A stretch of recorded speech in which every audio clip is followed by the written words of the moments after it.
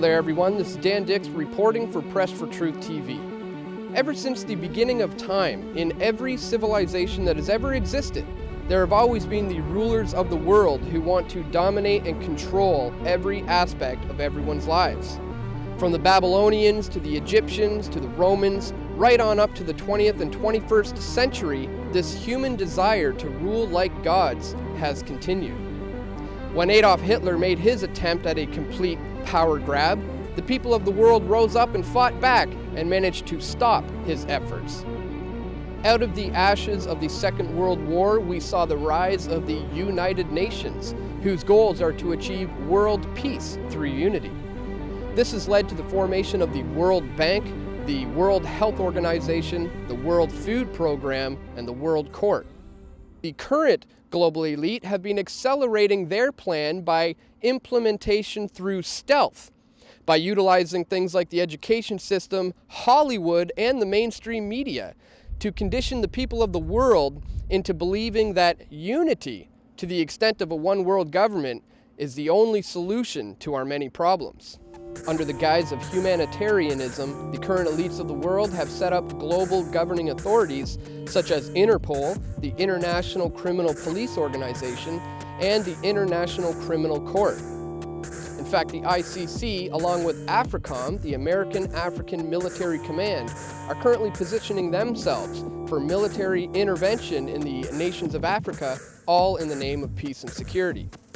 You see, the agendas for a one-world government are advancing so much so that now global governing authorities such as the UN and NATO are calling the shots, and they are bypassing constitutional authorities in countries all over the world. Do you think that you can act without Congress and initiate a no-fly zone in Syria without congressional approval?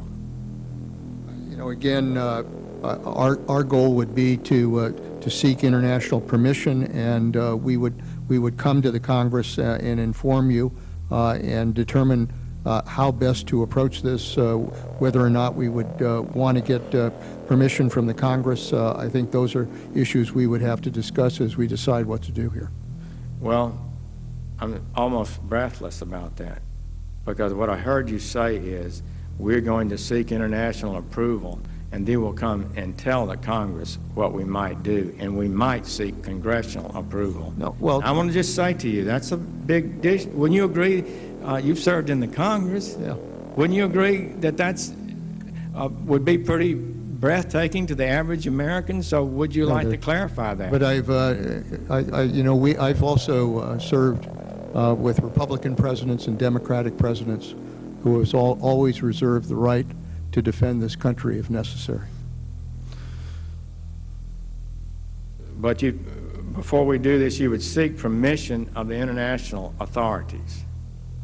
If we're working with an international coalition and we're working with NATO, we would want to be able to get appropriate permissions in order to be able to do that. That's something that, you know, all of these countries would want to have some kind of legal basis on which to act. What legal basis are you looking for? What entity? Well, obviously, if NATO made the decision to go in, that would be one. If we developed an international coalition beyond NATO, then obviously some kind of UN security resolution would be the basis for that. Coalition of. So you're saying NATO would give you a legal basis, and an ad hoc coalition of nations would provide a legal basis? If we were able to put together a coalition and were able to move together, then obviously we would seek whatever legal basis we would need in order to make that justified. I mean, you know, we can't just pull them all together in a combat operation without getting the legal basis on which to act. Well, who are you asking for the legal basis from? If it's obviously, if the UN passed a security resolution as it did in Libya, we would do that.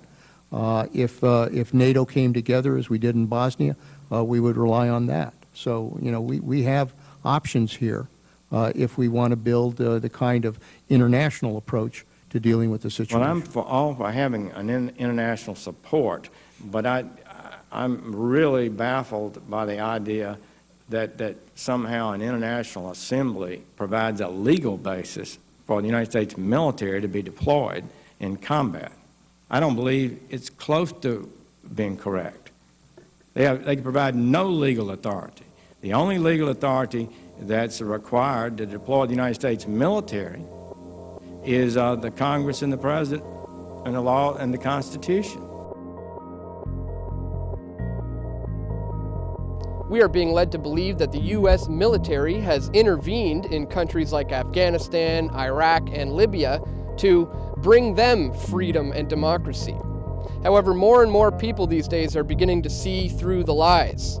We can see that they have their eyes set on Iran, Syria, and Sudan, as well as Uganda, the Congo, and many other nations in Africa. The completion of the European Union is just one economic crash away, and the North American Union agenda is still on the table as we speak. We are currently slipping down a very slippery slope, which is leading us towards the formation of a world police who will enforce the laws of the world government, who won't be beholden to the laws of international sovereign nations. And so if you find that you are now asking yourself, what can I do as one individual person?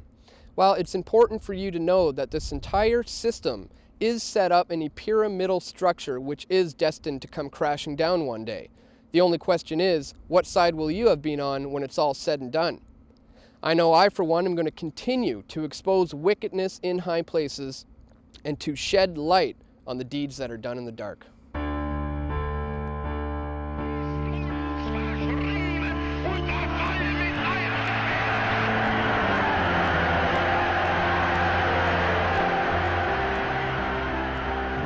The hope that each of us has to build a new world order in which nations and peoples with different systems and different values can live together in peace. We have before us the opportunity to forge for ourselves and for future generations a new world order, a world where the rule of law, not the law of the jungle, governs the conduct of nations.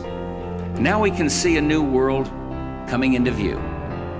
A world in which there is the very real prospect of a new world order. It is a big idea, a new world order, where diverse nations are drawn together in common cause to achieve the universal aspirations of mankind.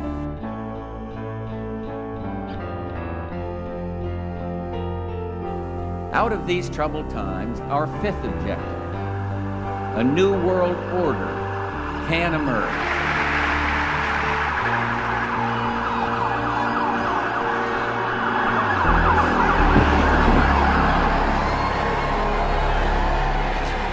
There is a chance for the President of the United States to use this disaster to carry out what his father, a phrase his father used, I think, only once, and hasn't been used since, and that is a new world order.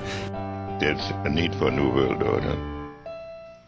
In the next few years, a solution will emerge, that people will look into that cauldron and decide that they have to learn their limits.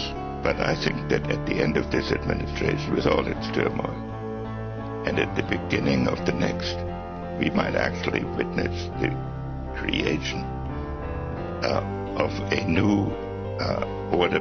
After 1989, President Bush said, and it's a phrase that I often use myself, that we needed a new world order. It is a new mindset that the world now needs. It is a real, global New Deal that we need, an ecological and an economic New Deal that we need. In the name of France, I call upon all states to join ranks in order to found the new world order of the 21st century. I think a new world order is emerging, and with it the foundations of a new and progressive era of international cooperation.